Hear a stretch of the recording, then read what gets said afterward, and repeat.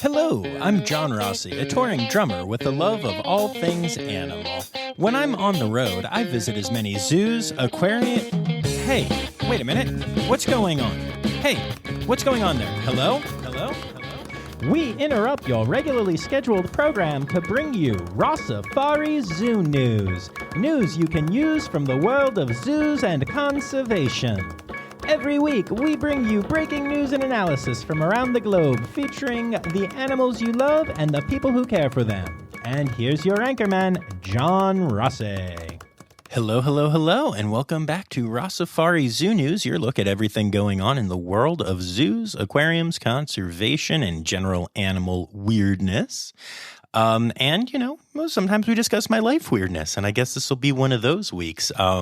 So I am recording this episode on Wednesday, June 14th, in the evening. I just finished getting dinner with Colleen Adams, who you've heard on this podcast many times, and her amazing husband, Benjamin. And, yeah, so that means I'm in Cincinnati. I'm actually going to be hitting the zoo tomorrow. And I'm on my way home from a bit of a whirlwind adventure that I wanted to tell you all about. I've been vague booking about it on Insta and such a little bit. Speaking of which, you should follow along at Rossifari on Instagram, Facebook, and I guess Twitter. I don't really use that. And then at Rossifari Pod on the TikTok. Anyway. So a while ago, maybe a couple weeks ago now, I submitted for this tour that's happening, and it's a brand new thing featuring Johnny Cash's music. It's going all around the country, multiple months, and it actually uses isolated vocals from the some of the live stuff that Johnny, has out there from later in his career when they were able to actually record tracks separately. And so the band is going to be playing along with the vocals of Johnny Cash, which I thought was a unique and interesting thing. And obviously, I've been playing a lot of Cash's music and $1 Million Quartet and other shows that I do and stuff. So I submitted. And honestly, basically everyone that I know in the $1 Million Quartet world, in the actor-musicianship world, everybody basically submitted. This was a really big deal. And so I was pretty excited when they looked at all my stuff and they invited me down as one of the finalists to go to Nashville, Tennessee to actually, do the thing live in person and go to what's called a callback, which is when they call you back.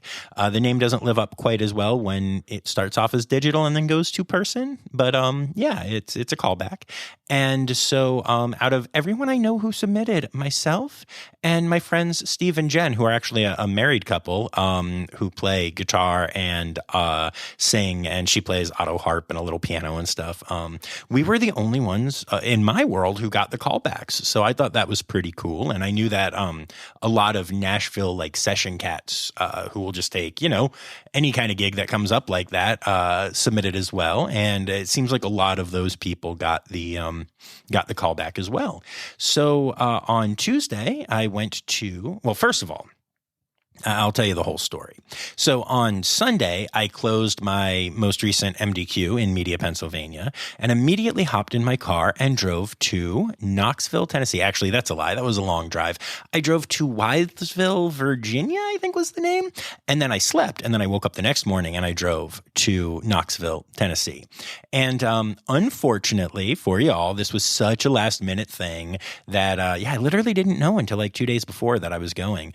So I wasn't able to get an interview there, but I will tell you I was able to hang out with our good friend Tiffany James and with Sarah Glass, both former guests, and got some panda time and got some tortoise time and some bird time and beaver time. It was a very good, very relaxing day.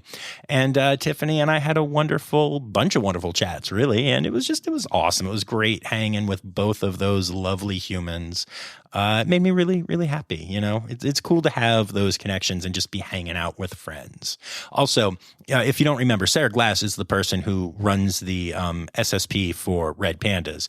And she's always been a bit of a magician to me. She's just very cool in a lot of hard to quantify ways. And that did not change while we were hanging out. Even from just the moment that I went wandering over there, I had messaged her to try to find her, and she had not seen it. And I didn't know what was going on. And so I walked back over to the Red Panda area, and the door just opened, and she was just like, John Rossi. And I was like, how did you do that? You can't, there are no windows. How did you do that? She's just very cool. So anyway, then I drove to Nashville, and on Tuesday, I woke up and went immediately to the Nashville Zoo, where I interviewed our friend Autumn, who is working there now, but who had been at the Chattanooga Zoo and was on the podcast before. And that was really exciting. And I got to hang out with one of her animals, and you'll hear all about that on the podcast, but it was really, really cool. And then I wandered the zoo and went to the Ambassador Animal Show, and then headed to my callback. And y'all, I kind of killed it. Immediately upon finishing, the music director was like, great, we'll see you back here for finals tomorrow at noon. And I was like, okay. So spent the night hanging out with my friends Steve and Jen, and then actually caught up with another musician buddy who lives in Nashville now, who is just the coolest. And then it became Wednesday. And at 9 a.m., I was back at the Nashville Zoo, this time to interview a very special guest. Jake Belair, my first ever guest on the podcast, is back. And I can't wait to share that with y'all. And we hung out with a bunch of ambassador animals. I won't give everything away because it's in the episode, but I will tell you this. I walked into my audition smelling like a binturong. Whoops, it happens. But yeah, so it was really cool to catch up with Jake and Willow the Binturong and a bunch of other animals. And I really can't wait to share that episode with y'all. I think looking at the first episode of the podcast and then that one where I have the same guest, and we may even talk about some of the same animals, really will show how much the podcast has grown in these 3 years. And then it was off to go and play the drummy drums again. And that is what I did. And yeah, it was a cool process. And as of my recording, I don't know what to tell you. That's how this works. I'm honestly not even sure that I would take the tour if I got the offer. But it was a really cool experience, and it was cool to be brought down to Nashville, and it was cool to make it into the room with the finalists, whether I ended up, being the guy or not. It was really cool and really validating and a lot of fun. But also really interesting to see how much the trip even to Music City, USA, for me became about animals. This podcast has really changed me in a lot of ways, and I think it's really cool to see. So that has been my life lately, and I've said this way too much, just too much time. So let's get to something else, namely 1, 2, 3, 4. Ow, that's a funky monkey, tree kangaroo, or a binturong. It's zoo news. Yeah. All right. And so we're actually going to start off by talking through a couple of the sadder stories this week. We're going to start with deaths, which I know isn't always the greatest way to start these, but I really wanted to open this part of the episode by saying goodbye to Rusty, the red panda at Roger Williams Park Zoo. Rusty was almost 18 years old and was one of the oldest pandas in an AZA facility. I think probably second only to Luna at Cape May County Zoo. And unfortunately, there was an inoperable gastrointestinal disease, as well as age-related arthritis that was flaring up, and it was just too much for him to handle. And so the vet staff decided to euthanize him. And I wanted to share a couple of stories about Rusty because, you see, Rusty was one of those pandas who just everybody loved. He was an ambassador for his species in the absolute best way. And I have two stories that I want to share about Rusty. First of all, Rusty really helped me out with what was at the time the hardest gig I had ever played. Now, that might surprise you, but it turns out red pandas are actually really good at drumming. No, I'm kidding. But the truth is, when I joined the national tour of A Night with Janis Joplin as music director and drummer, it was not the best circumstances. So their music director backed out kind of last minute, and I got all the materials, but it was an overwhelming amount of work. And honestly, I didn't feel like I was up to the task. I just didn't have the time to do it. But I was basically told that, like, man, if we don't have someone do this, then the tour is going to have to not happen and people will lose work and all that stuff. And I didn't want that to happen. So, of course, I said, okay, I'll do it. And y'all, to say that it was overwhelming is the understatement of the century. It was really, really hard, and there were lots of very challenging days and nights for me. And there were all kinds of issues, too, from the technical side, just all kinds of stuff. All kinds of stuff was happening. And I was very overwhelmed by a lot of it, which for those of you that know me well, you'll know that it takes a lot for me to feel overwhelmed. Often I'm just very whelmed. And so I woke up early one morning and I was in Providence, Rhode Island, where we were doing our tech rehearsals. And I said to myself, hey, there's that zoo here, that Roger Williams Park Zoo. And I went to their webpage and I saw that they had red pandas. Now, I have to tell y'all that I was not sleeping well at this point. I probably needed more hours of sleep. But instead, I crawled my butt out of bed, got myself an Uber to the zoo, a Zuber, if you will, and literally skipped the entire zoo. I did not even know that they had binturongs and tree kangaroos, and I did not see them at this point because I had no time. I had no time to be doing this. And I ran to the red panda exhibit where Rusty was chilling right at the top, right at eye level, hanging out and just being a panda. And I sat and hung out with Rusty until I got a feeling of peace and calm, and he really helped me out in that moment. And that ended up turning into one of my favorite tours I've ever done. So, like, yay that. But it was very hard in the moment, and then Rusty came and rescued me, and I really miss that. And then actually, the last time that I was at the zoo just recently, you heard me talking about it last week, Danny Larson and I went to the Roger Williams Park Zoo, and we were there until closing and even a little after because we were hanging out with the NEI folks, and they had some macaws fly off, and we were hanging out and trying to help that situation. And so it was now past closing, and we were told we had to leave, and we were walking out of the zoo. And I mentioned to Danny that we had had the absolute perfect day, except for one thing. We did not have the chance to see any red pandas, and I was really bummed about that fact, but it was already closed, and I was sure that they would be in for the night. And we were walking on our way out. And who comes barging up to the top of the exhibit, basically to the same place that I saw him for the first time, and looks directly at me and pauses and lets me take some photos? You guessed it. It's Rusty. Rusty must have heard me say that we'd had a perfect day, except for no pandas. But, wanted to make sure I had pandas. And I know that's not really what happened, but I'm sticking with it anyway. Suffice it to say, Rusty, you will be missed. Sending our condolences to everyone at Roger Williams Park Zoo. We also have to say goodbye this week to another animal that I absolutely loved, Yellow, the harbor seal at Buttonwood Park Zoo. Yellow was almost 40 years old, less than a week away when she finally passed away. She had all kinds of symptoms, including decreased appetite, mobility issues, and seizures. And so the decision was made to euthanize her when the treatments were just not working as well as they had been for a while. And yeah, it's a really Really tough loss for Buttonwood Park Zoo.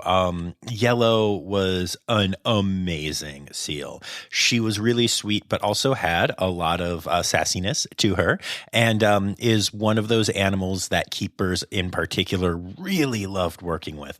As a matter of fact, I still have some content from Buttonwood Park Zoo that I have not dropped yet because I've had many people say, once we get to more than 2 or 3 episodes in a row from a facility, they tend to zone out a little bit, and I don't really understand that since it's always kind of very different stuff that we talk about, but yeah, hold on, and I'm going to do another Buttonwood Park Zoo series at some point here, and you'll get to hear a lot more about Yellow. But Yellow's just an amazing animal, and I'm going to miss that sweet, sweet face the next time that I go back to Buttonwood. Clearwater Marine Aquarium has lost 4-year-old bottlenose dolphin Apollo. I know you might be thinking, oof, losing a 4-year-old dolphin, that's really unfortunate. And it is, because it's very sad. But Apollo was actually a dolphin that was found stranded with a lot of physical limitations and health issues. And there was hope that Apollo would be okay when CMA took him in, but there was never any guarantee of that. And unfortunately, Apollo wasn't able to stay at Clearwater Marine Aquarium too long. But they gave him an amazing life. They took really good care of him, and he would have been gone immediately if it wasn't for the aquarium. So it's really beautiful, the work that they did. And, if you've been paying attention to zoo news a lot, you'll know that this is, a thing we've heard about a couple of times now, where Clearwater has lost a dolphin. But in all cases, they were rescues that had major health problems that would have never survived if it wasn't for the aquarium, intervening. So I don't want anyone to think for a second anything bad about Clearwater Marine Aquarium, because they do amazing work. But it's just like any rescue animal situation, you're going to have higher rates of mortality and bigger issues to deal with. And it's a very sad bit of loss for a team that's had a few of them lately. Sending our condolences. The Miller Park Zoo team has announced the loss of Indigo, their Randall lineback cow. Now, Randall lineback cows are a heritage breed, which you've heard about on the podcast before. So very interesting kind of thing, which we won't get into right now since we're saying goodbye to Indigo. And the story is kind of sad. So Indigo had been under veterinary treatment for mobility and GI issues. And last week she was feeling worse. So they went in and did a full examination. They adjusted some meds, and the food, her diet, got adjusted as well. And there was an instant visible improvement in appetite and appearance by the end of the week. Things were looking significantly better until she passed, which is really hard for the staff. Sometimes we don't know what's going on, but there was reason to hope, and then there wasn't. So there will be a full necropsy done, but sending all our love to the team at Miller Park Zoo. And last but not least this week in the sad deaths area, we have to tell you that all 5 meerkats that lived at the Philadelphia Zoo died within hours of each other this week. And it appears that they got poisoned. Now, before we jump to any conclusions, it looks like what might have happened is that there was dye that they used to mark them because they all look the same. So for identification, this is something that is done like all the time with different species at different zoos. And shortly after the dye was reapplied, one of the meerkats died, and the other 4 started showing really bad symptoms, including like vomiting up black stuff. And they were given veterinary care. 3 passed away almost immediately, and the last one lived for a few days, but then passed away as well. And they used a dye that they normally use for this. That is, it's been safe for a long time. However, according to one source, there is a zookeeper who refused to give their name on, fear of retribution, who claimed that the meerkats need to be separated when the dye is applied so that they don't lick it off each other, and that due to staff turnover and quick training, this was not done at this time. The zoo has said that while there has been a lot of turnover, that is not the case, that they do not need to be separated when the dye is applied, and that a full policy examination is underway.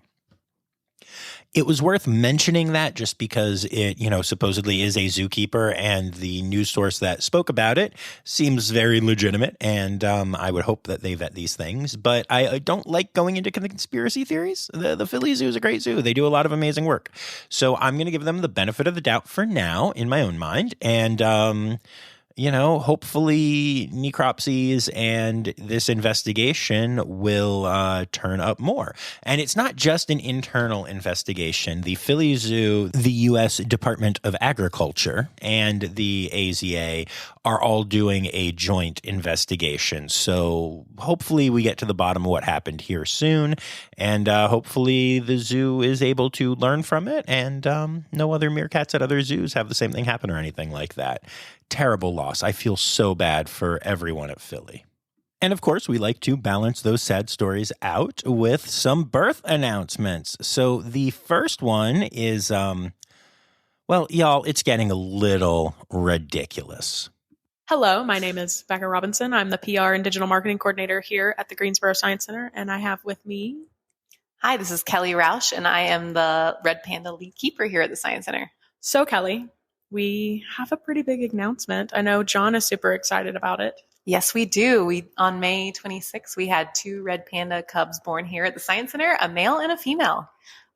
So, they're only 3 weeks old, but you've been telling me they have quite a bit of personality. What are their personalities like? Yes, they do. Our male is definitely always seeking reassurance from his sister, and she's kind of independent and already kind of sassy, and I love it. So twins are normal in red pandas, right? Yes. So we were kind of abnormal the first year with Ravi just being a singleton. So we're really excited to have 2 this time.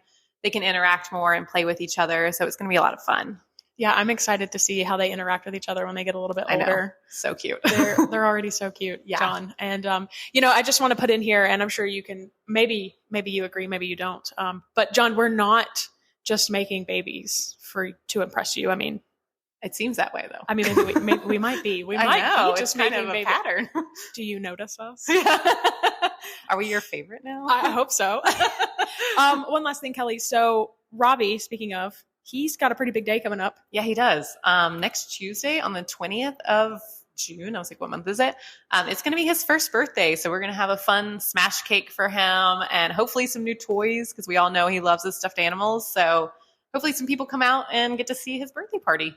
All right. Thank you, Kelly. Thank you. Seriously, guys, I like you. I like you. I'm waiting until next week when you announce your new exhibit that has sea turtles and tree kangaroos. Goodness gracious, y'all. The Ross Park Zoo has announced the birth of a litter of 4 Pallas's cats, or Pallas's kittens, or Pallas's catlets, I guess. I know that one doesn't work so well.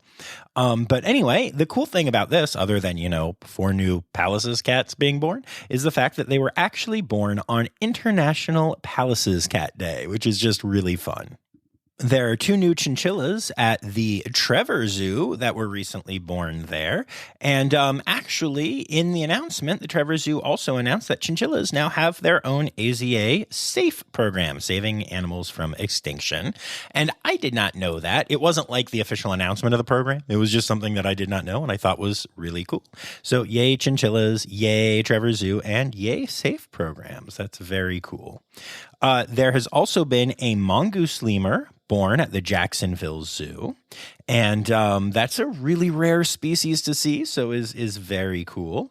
And then Rosamond Gifford Zoo in Syracuse has announced the birth of Amur tigers, one of the rarest cats in the world, and always exciting to have some new genetics in that population. And then, for those of you who are big Cincy Ambassador fans, Lightning the sloth has given birth to a new slothlet. Oh, I like that a lot. And they're going to be currently behind the scenes, doing the whole mom and baby bonding thing. But that is really exciting news, especially since the last time that Lightning got pregnant, they did a big birth watch and everything. And unfortunately, she lost the baby. These things happen. But it feels like, look, sloth gestational periods are long to begin with. But it feels like if you've been following Lightning's story, then you've been waiting for 2 long gestational periods now. So this is really beautiful and exciting news. And then last but not least in the births this week, there was an announcement that was made that just tickled me so much. I just really appreciate when zoos do cool stuff like this. And the birth that was announced was what I like to call some bonus animals, right? Bonus animals are the animals at the zoo that you see that are just there living there in nature, right? If you see a bunny at a zoo that's just hopping along the path, that's a bonus animal. Well, I love bonus animals, and that's why it made me so happy that Roger Williams Park Zoo announced that they have had some groundhog births on grounds. Now, these are bonus animals, but because there are really, really adorable groundhog babies on grounds, they announced it. And I don't know, that just made me really happy. I love Roger Williams Park Zoo so much. You know what I don't love so much is jackasses. I hate stories like this so much. A TikToker who is 20 years old is facing criminal charges after he was filmed breaking into the alligator exhibit at Busch Gardens in Florida. Not going to say the name, not going to say anything about this person, but yeah, they tried to go into, well, they did go into the alligator exhibit to try to go viral, and instead they went to court. So yeah, they suck. I'm not going to say anything else because I don't want to inspire any copycats or give them any press about like who they are or anything like that. The Toronto Zoo has announced that Maasai giraffe Matu received a cut to his face when he decided to peek through a closing door, which is never a really good idea. The wildlife health team was able to tend to him quickly and provided a treatment plan that included anti-inflammatories to reduce pain and swelling, a tetanus booster, and antibiotics to prevent infection, and his keepers are able to flush the wound to keep it clean. He seems to be healthy and energetic and is doing well, but does have a fairly noticeable wound on his nose that is currently healing. He is doing totally fine and out on exhibit, though, so if you see an injured nose on a giraffe at the Toronto Zoo anytime soon, now you know why, and don't worry, it's cool. They know. You don't have to go tell the keeper staff. Oh, the poor keeper staff, they're going to hear so many times that there's an injured giraffe. I appreciate that people care, but oh, the poor keeper staff. Also, poor giraffe, but these things happen. Speaking of things that happen, and also speaking of bonus animals, which giraffes are not, at least not at zoos in America, but I was talking about earlier, a child was bitten by a copperhead snake recently at the North Carolina Zoo. Now, if you haven't been to the North Carolina Zoo, you have to know that the North Carolina Zoo is one of those zoos that is basically just situated in nature. It's really cool. It's this big, beautiful property, and they have lots of natural paths and natural trees. And when you walk from exhibit to exhibit, you feel like you're just walking through the woods because you are, in fact, walking through the woods. And I love zoos like that. Nashville is like that as well. Cape May County Zoo has an area that is like that I just adore. But here's the thing. Not only does that mean that you're going to have a bunch of bonus animals, but when you think about it, you're going to have a bunch of bonus animals, right?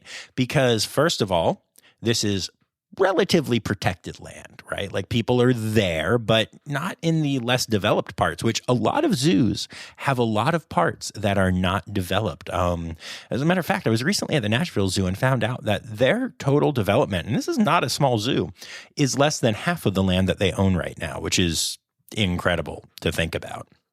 But that means there's a lot of safe land where humans are rarely going. There also are then the animal enclosures right there. So you have the smells and the interesting sights and also, available food if you can get into enclosures and stuff. I've seen so many bonus animals at zoos, and it's just not uncommon. And North Carolina Zoo, by the way, is very aware of the fact that they have bonus animals and that they have snakes. There are signs up everywhere saying, be careful, there are snakes. So while it is unfortunate that the kid got bit, the kid's fine. And these things happen. Worth mentioning, though, that if you are at a zoo, and especially if you're at a zoo, that's a little more wild, a little more wooded, just be careful. Just look down from time to time. Just make sure you're paying attention, and you'll be fine. Snakes are awesome. For any of my anti-snake people, no, this doesn't count as evidence that they're evil. I'm sure that the kid scared the snake far more than the snake scared the kid until the snake bit the kid, at which point you could probably argue that the balance shifted there, but rightly so. But yeah, so that happened, and now you know more about bonus animals. The Akron Zoo just keeps piling up awards. It's kind of crazy. If they ever decide to stop being a zoo, they can just be a zoo award museum. That was bad. Anyway, the Akron Zoo has become the first zoo in Ohio to receive an age-friendly seal of approval from the Better Business Bureau. The seal of approval certifies the zoo met criteria in 3 key areas: physical environment, customer experience, and marketing materials, which ensure accessibility and quality service for older adults. You thought I was going with kids here. Nope, it's the older adults. So it's just something that's really cool that they, went out to get and make sure that they have the seal of approval and that older folks can enjoy the zoo too. So keep up the great work, Akron. The Nashville Zoo recently announced through their AAZK chapter, the American Association of Zookeepers, that they recently held a Brews at the Zoo event and raised over $15,000 for conservation. And yeah, that's money that gets donated. That's not going back to the zoo. That is just such an amazing amount of money for a single event that I thought it needed to be shared. So congrats to the team at Nashville. The ABQ Biopark in Albuquerque has announced that Albert, an Asian elephant, recently tested positive for tuberculosis, or TB. They caught it early, and Albert's prognosis is good. They actually do a trunk wash on their elephants regularly and test for TB because it's known that elephants can get it. And so by being proactive and by doing amazing training, so they are able to build trust and do things like trunk washes, they were able to identify the problem, come up with a treatment plan, and now Albert has a very positive outlook. I love training stories like that. And actually, that leads us to our last story in the Zoo News portion, and also another training tale. Our good friend Danny Poirier-Larson sent this to me, and I just wanted to share it with y'all. So the lions today at Southwick Zoo got a hold of a snapping turtle that got into their habitat. Speaking of bonus animals, and they were playing with it and they were resource guarding it. And they've done a lot of emergency recall training with their animals there, including their lions. And so Jackie from Hoofstock was able to ring the emergency recall bell, and the lions came running into their house. Despite the fact that they were actually showing signs of resource guarding, when they heard that bell, they did the proper behavior that has been trained so well and went running into their homes. Then there was a concern that possibly the female who had been playing with the turtle had been bitten in the mouth. Well, it turns out that they also do a training behavior that is an open mouth behavior there. And so Jackie was able to use that behavior to have the female lion open her mouth and to make sure that there were no lesions or anything, which, no worries, there were not. But it's such a cool training success story, and I am sure that that turtle and that those lions are much better off with this situation than if there hadn't been incredible training. So yay, Southwick Zoo, and yay, training. Conservation! Conservation! News time! Oh yeah! All right, we're going to start off with an update on Toki. If you're new to not just the podcast, but really the conservation world, then let me tell you that Toki is a killer whale, an orca that lives at Miami Seaquarium. And they have announced that they are going to send Toki off to live in a sea pen outside of Washington State. And there's a lot of controversy about it. And we at the podcast are very opposed and did a whole episode about it called #TruthForToki. You can go check it out. But you probably know that if you're listening to this. So let's move on and say that the latest update is that NOAA Fisheries has posted that they are uncertain whether Toki would survive a move to any kind of pen in the Puget Sound. They have multiple concerns, and they also have said that they have not received any formal type of thing saying, hey, we're thinking about doing this. We need to get your approval. So can we start that process?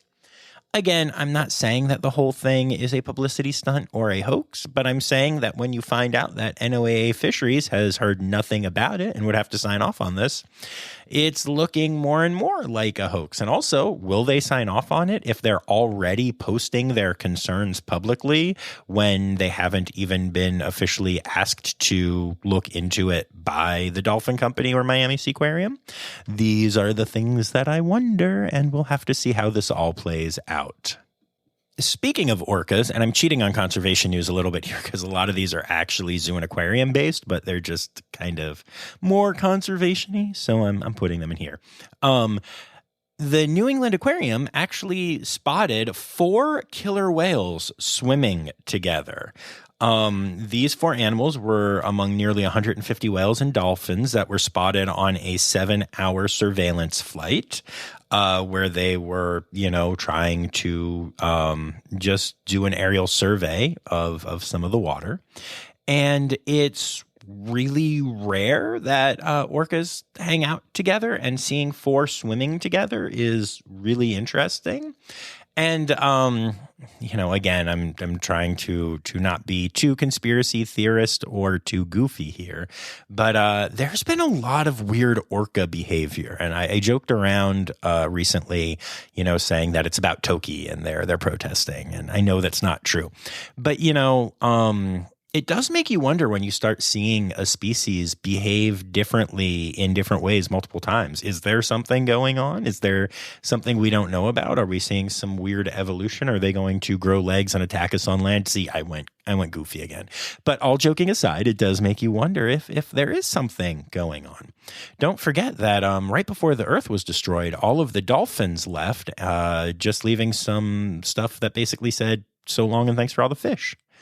Oh, wait. That was Douglas Adams' Hitchhiker's Guide to the Galaxy and not reality. Sorry. You can tell that I'm recording this one late, y'all.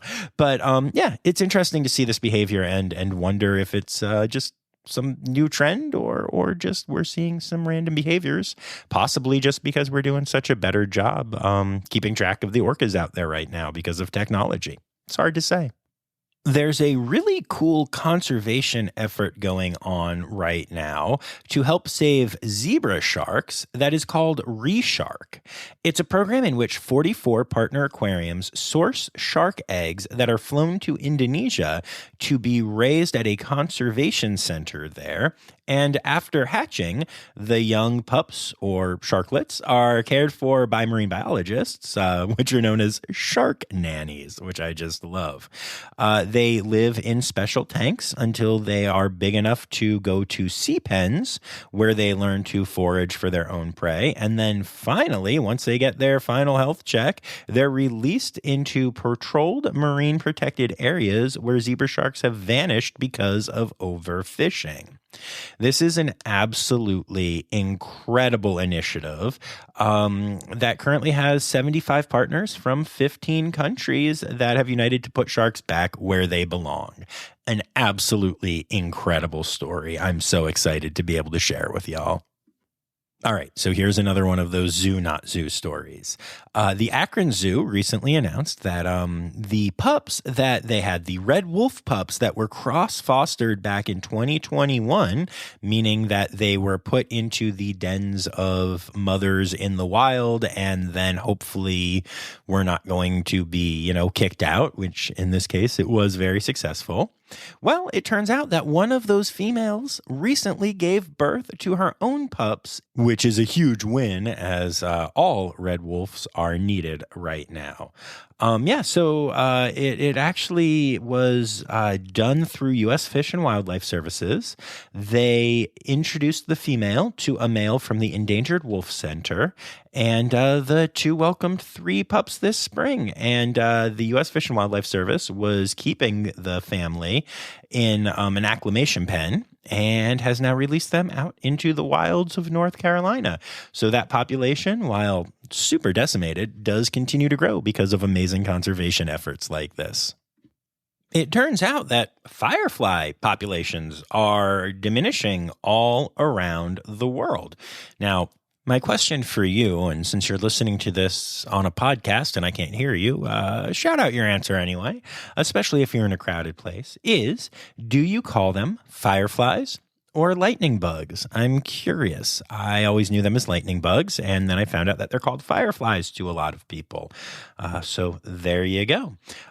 They are disappearing at alarming numbers, but the numbers are still so high that conservation efforts should be fairly easy. And so I look forward to seeing what the scientific community comes up with to try to save this beloved species.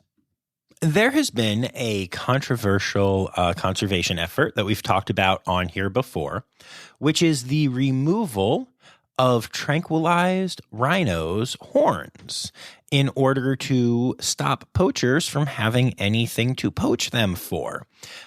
This has been an interesting effort to see happen, and it does appear from the research out there that the poaching does slow down and stop. These animals that don't have horns, they get to live, and that's exciting and, fairly important for conservation. However, there is new research that has been done that shows that black rhinos that have been dehorned have significantly fewer interactions with other rhinos and reduce the size of their home ranges, and that in general, once a rhino is dehorned, it really disrupts their social networks. And I don't mean Facebook. They lose a lot of confidence, and they seem unwilling to try to defend themselves, which honestly makes a lot of sense since horns are basically how rhinos do defend themselves. So it's definitely interesting to see. It is problematic, though it may be the kind of problematic thing that is worth it, because guess what? If you're a rhino and you get poached, you don't have your horn and also you're dead. So your home range gets even smaller.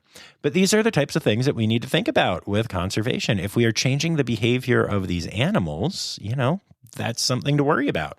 And then you get into the really philosophical stuff like, will these animals breed? Will female rhinos breed with male rhinos that have had their horns cut off? If so, and if these rhinos are having smaller home ranges, will the babies start to have smaller home ranges? You get into some weird thoughts and weird stuff that could happen. So again, I'm not saying that I'm opposed to this conservation technique. There are pros and cons, just like with most things. And it's definitely worth continuing to explore. And last but not least, in conservation news, we say goodbye to Dr. Roger Payne, who was a giant in the world of whale conservation, who inspired generations of conservationists to never give up, and who, along with his team, including his then-wife Katie, discovered that whales sing to each other way back in 1967. This actually led to an album being released of Whale Song, which became a best-selling album and led to the Save the Whales movement that we all know about, and which has been credited with the creation of the Marine Mammal Protection Act in 1972, which is a really important law that is still used to this day. So it is very sad that Dr. Payne has passed away, but wow, what an amazing legacy to leave. It's time for other news. It's time for other news. Hey, now, right now, now it's time. It's time for other news. Hey, it's a segue to the part called other news. A Las Vegas pastor, which, I mean, yikes, right from the start, right? That is not the place where it would be easy to be a pastor. And it turns out that's not the only tough hobby this guy's got. His name is Tim Agnello, and he has always been into catching snakes from the time that he was a really young child. And from the time that he was 11, he started catching rattlesnakes and learned how to handle them. And now, as a pastor in Las Vegas, he offers a service where he will go and get rattlesnakes off of your property if you see one, for free, no cost. There are some people that do it out in Vegas, but they charge a lot of money to do it. And this pastor does not think that is right. So he will go for free. He gets 3 or 4 calls a day, and he goes and he gets these rattlesnakes. He gets them off the property safely. And then he goes out into areas of the desert where he finds areas that he thinks they'll be able to thrive and releases them, because he knows that you shouldn't be killing snakes and they're very important animals and all that jazz. So I just think that's a really cool story that I wanted to pass along to y'all. Just the idea of this pastor going out there and grabbing rattlesnakes and rehoming them just makes me so happy. And there was recently quite a stir at the beach in Destin, Florida, when a small bear swam in from the Gulf of Mexico, ran onto the beach, ran past the umbrellas and chairs of people there, and kept going off into his own little world and on his own little adventure. And even though it made quite a stir, it actually turns out that it's not really all that uncommon for black bears to hang out in the waters of Destin, Florida. There are a lot of bears that live around the Air Force Base there, and they just swim across the bay. It's believed that sometimes they do it to look for resources, and sometimes they just enjoy swimming, which is just a really adorable idea. It's really funny to think that, this is a common thing that's just now being discovered. Again, what we talked about with technology and how things can change. And apparently what happened was, as the bear was swimming in, a man started pointing and screaming, pointing at the water and screaming, "Bear! Bear!" And everyone was kind of amused, because you would expect that with shark or whatever. But no, it was bear. And yeah, so if you want to go hang out with some swimming bears, apparently Destin, Florida is the place you are destined to be. Ew. Oh, animal holidays. Animal holidays. Hey! All right, y'all. It is the month of Zoo. Oh my gosh. I'm leaving that in because I'm an idiot. It is the month of June, which is Zoo and Aquarium Month, World Oceans Month, and Orca Month. Maybe the orca were just swimming together because it's Orca Month and they were celebrating? I don't know. Anyway, when this drops, it will be June 16th, which is World Sea Turtle Day, and also the start of Cephalopod Week. The 17th is World Croc Day. And by that, we mean crocodiles, not the goofy shoes. The 18th is Veterinary Appreciation Day. The 19th launches Pollinator Week and is also World Albatross Day.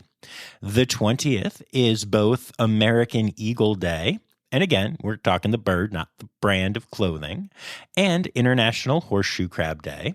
The 21st is World Giraffe Day, and the 22nd is World Rainforest Day and World Camel Day, which is kind of hilarious when you think about those two sharing a day. And those are your animal holidays for the week.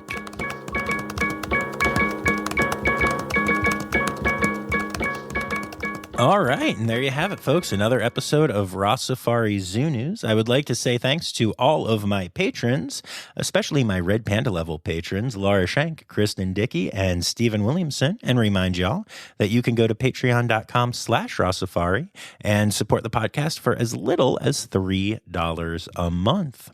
I'd also like to say thank you to everyone who contributed stories to this week's episode. Anya Keene, Colleen Lenahan, Kim Cooley, Carrie Kirkpatrick, Kevin Williams, Crystal Chapman, Stephen Williamson, Liz Dunlevy, Andrew King, Emily Rockbuck, Michael Sebastian, Danny Poirier-Larson, and Marianne Rossi. That's my mom. And remember, y'all, the words Newsy credits backwards are Steiderk Yiswen. The Rossifari podcast is produced, hosted, and engineered by John Rossi. Editing and fact-checking by John and Dr. Zoe Rossi. Our theme song is Sevens by Nathan Burke, performed by Nathan and John. Interrupting John theme and additional voices by Taylor Isaac Gray. You can reach John directly on Instagram and Facebook at Rossifari or by email at rossifaripod@gmail.com. Rossifari is part of the Daydreamer Media Network. Now, stop listening to me and go visit a zoo.